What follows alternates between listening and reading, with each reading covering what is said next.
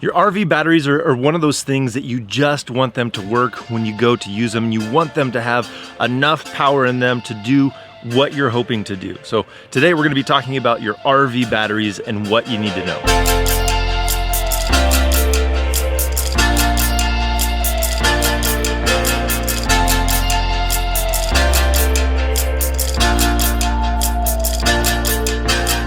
How's it going? Welcome to another All About RVs. I'm Jared Gillis, and if you couldn't tell by our name, we really do love RVing, and it's our hope to be able to share information and help other people out so that they can enjoy RVing also. So today we're going to be talking about RV batteries, the house batteries in your RV, because we rely on our RVs to do so much, and the batteries are no exception to that rule. I mean, we rely on our batteries for simple things like our awning is manual. I have to put it in and out, but so many awnings nowadays are electrical, and we rely on them for the jacks on our RV, for the slides to operate, lights, the water pump when you're off grid, the fridge when it's on propane uses a little bit of 12 volt, and for our water heater to ignite, and our furnace when we're using that off grid. So there's a lot of things we use our batteries for, and what are our options for batteries, and what do we need to do to take care of them properly? So there's four options. There's lots of different brands, but there's four options for your battery in your rig. You have your 12 volt battery that you can, it's like a deep cycle 12 volt battery. You can even pick these up at Walmart if you want to step it up from there. You can go with a 6 volt golf cart battery. If you want to step it up from there, there's AGM batteries. And then if you want to step it up from there, there's lithium batteries out there. So let's talk about some of these differences, some of the pros and cons, and the maintenance that goes along with each of those types of batteries. First off, let's look at the amp hour ratings on these batteries so that we can look at them fairly across the board. Now, this is an easy concept to understand when you think about like a car, your miles per gallon. If you're just mashing on that gas pedal and you're just flooring it every chance you get, you pull up to a stoplight and you just floor it when it turns green, and you're just going as fast as you possibly can compared to maybe somebody that drives a little more conservatively and isn't just mashing on the gas every chance they get. It's easy to see the person that's mashing on the pedal is going to get way less miles per gallon than somebody that's driving real conservatively, driving just like a real even, let's say like 45 miles an hour on the highway. They're going to get much better gas mileage. Well, it's the same way in batteries. If you try and draw a lot out of your batteries at once, you're not going to get as many amp hours out of your battery. So the majority of the time, they try and put these batteries at a 20-hour rate. So that means that they're going to take the battery from full, and in 20 hours, they're going to drain it. And how many amp hours did they get out of that? So if you had a 100 amp hour battery, they drew 5 amps for 20 hours, and they got 100 amps out of that battery. That's going to help us compare these batteries side by side. Now, the other thing is they always talk about the depth of discharge. So your depth of discharge is if you're at 100% and you bring it down to 50%, and then you go back up to 100, and that's what they recommend. That is the depth of discharge for that battery. Another thing is, that your RV is typically on a 12 volt system, but I also mentioned 6 volt golf cart batteries. So if you don't already know this, you can wire those. You'd have to buy a pair of 6 volt golf cart batteries. But if you wire them in series, you then get basically a 12 volt battery bank.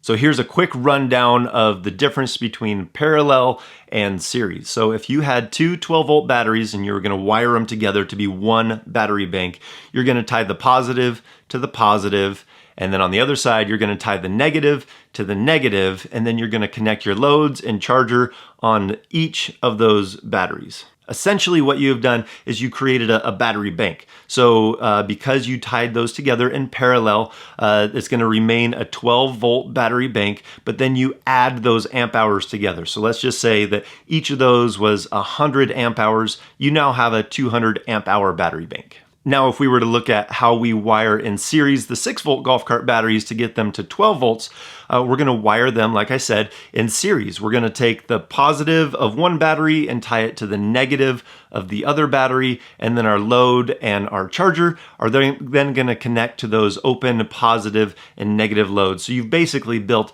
just a big 12-volt battery. So when you wire it in series, you add the voltage together. So the 6 plus the 6 gives you the 12 volts, so it'll work in your RV, and you don't add together the amp hours. So if these batteries were 235 amp hours each, it's still going to be a 235 amp hour bank. Now that we understand some of that stuff, we can talk about how to compare some of these batteries. Let's just start off with that 12-volt battery that you can go and pick up at Walmart and put in your RV. So I think the pros to that type of a battery is it's easy to get and it's relatively inexpensive. You can get like a 75 amp hour battery for about $75. So these batteries are a bit of a hybrid. They're decent at starting things and they're decent at deep cycle. And sometimes it's even hard to find that amp hour rating on the side because they're more of a hybrid type of a battery. But if you buy a couple of the larger ones, you can get close to a 100 amp hour battery. And if you buy two of them, then you have a 200 amp hour battery bank.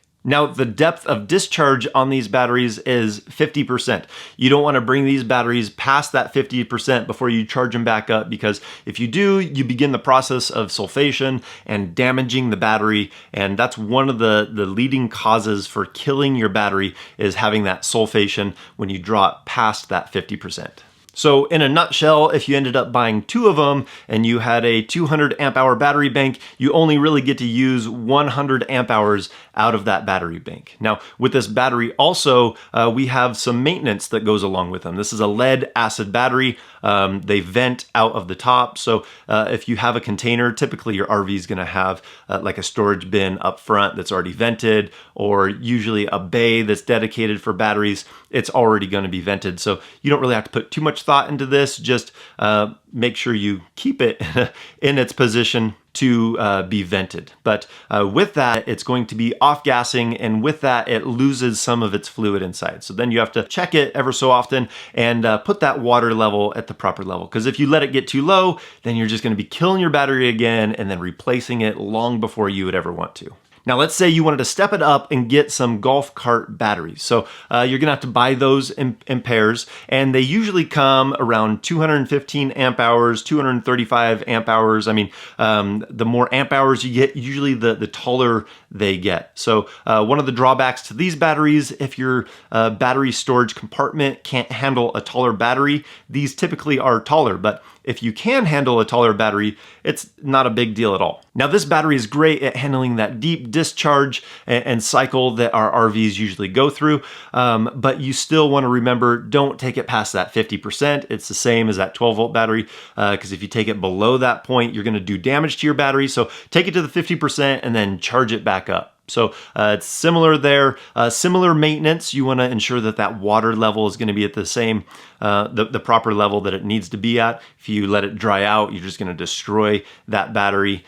So those two things are the same. You're usually going to get more amp hours, more power out of a battery like this. This is what they're designed to do, so they do it well. Now, cost-wise, depending on if you're going for a certain brand or not, they can be considerably more expensive than that 12-volt battery. But there are some deals to be had out there. There's lots of options in the golf cart battery. So I know that we can pick one up for like $120 for 100. I gave the wrong information when I said it there. It was $125 for a 235 amp hour battery. So that's a pretty good deal. One last thing that I almost forgot to mention with this battery is, like the first one, we also have to vent this battery. This battery needs to be vented to make sure that you don't build up any of those toxic, corrosive types of fumes. Now, the next step up from here are the AGM batteries. Now, let me show you a couple. Our neighbor's rig has some AGM batteries. Here's his battery compartment. It's got a nice rig. These are the AGMs, and they're sealed. There's nothing you can do to add water to them. There's no maintenance, and that's one of the things that people love about these AGM batteries. So I would say first on the list of advantages is you don't have to do any more maintenance. This absorbed glass mat battery, they're sealed, no more maintenance, no more checking water levels. And because you don't have that water in there sloshing around, you can actually mount these in other positions if you needed to do that for your battery bank. Another great thing about these batteries is they store better than the other two that we had talked about. I should have mentioned it in that, but when you put those other two, the 12 volt and the 6 volt golf cart battery in storage, they're gonna discharge just naturally. They're just gonna lose some of their energy. And then you have to check that because you don't want them going too low, obviously.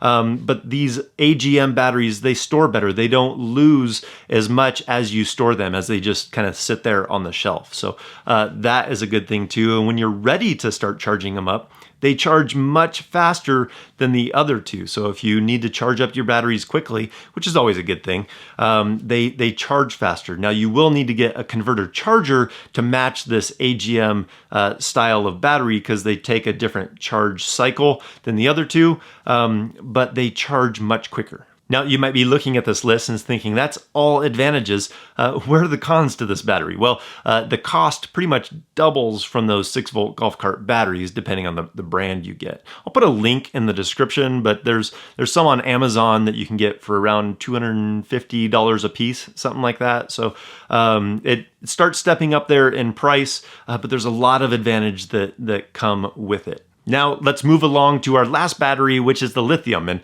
and it's what we ended up going with. We ended up choosing the Battle-Born lithium battery. It's a 100 amp hour battery, and we have 2 of them. Now with this battery, there's still pros and cons, but this battery is capable of some pretty amazing things. They are extremely efficient. If you were to forget about the 20-hour rate for the amp hour, and you were to do it on a 4-hour rate, this battery is still supposed to be 99% efficient. So that is pretty amazing.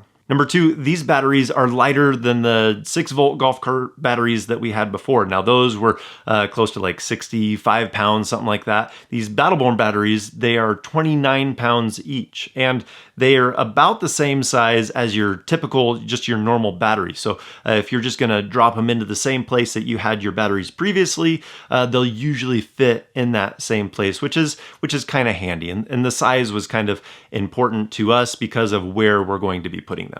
Well, let me show you where we're going to put our batteries now.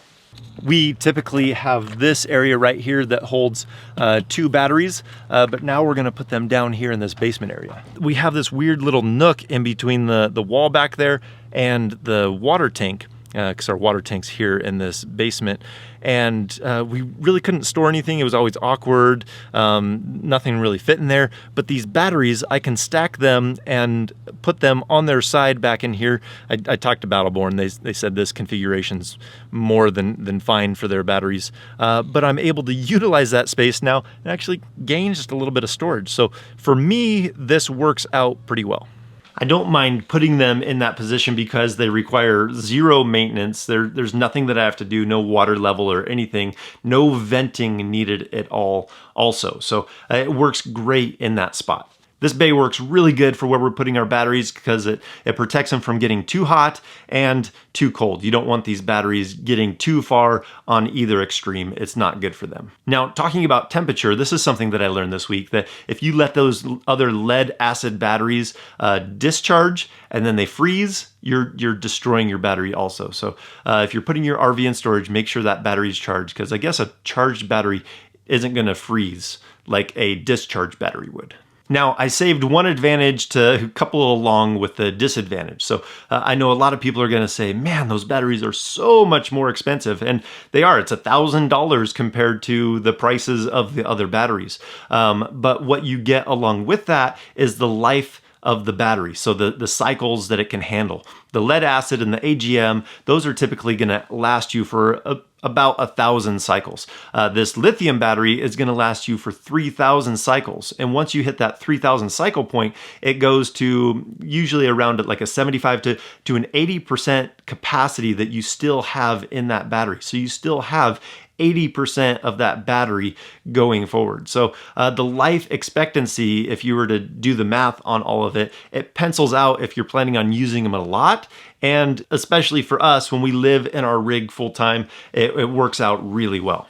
Now, another advantage these batteries have is they charge 4 times faster than your lead acid batteries. Now, the last kicker with these batteries is the amp hour capacity. Now, you look at it and it's just 100 amp hours, but we are no longer restricted by that 50% depth of discharge. I can take these down 100%. I can take a full 100 amp hours out of these batteries. So with the two of them, I get a full 200 amp hours out of these batteries.